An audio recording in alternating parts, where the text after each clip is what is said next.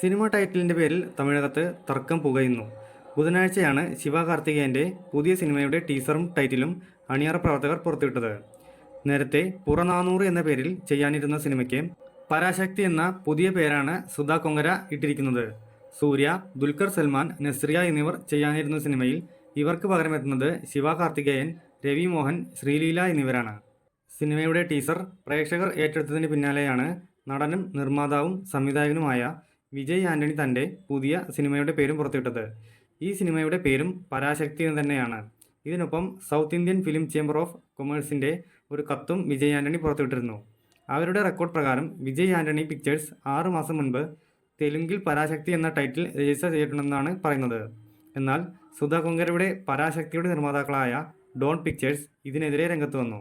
തങ്ങൾക്ക് തമിഴിലും തെലുങ്കിലും പരാശക്തി എന്ന ടൈറ്റിലിന് അവകാശമുണ്ടെന്നാണ് ഡോൺ പിക്ചേഴ്സ് വ്യക്തമാക്കിയത്. ഇതിനിടെ 1952 ഇറങ്ങിയ തമിഴ് കൾട്ട് ക്ലാസിക് സിനിമയായ പരാശക്തിയുടെ നിർമ്മാതാക്കളായ AVM സ്റ്റുഡിയോ സുധാ കൊങ്കര സിനിമയ്ക്ക് ആശംസ നേർന്ന് രംഗത്ത് വന്നിരുന്നു. ഇതിലേത് സിനിമ ഏത് പേരിലിറങ്ങുമെന്ന് കാത്തിരുന്ന് തന്നെ കാണാം. കൂടുതൽ സിനിമാ വാർത്തകൾക്കായി ചാനൽ സബ്സ്ക്രൈബ്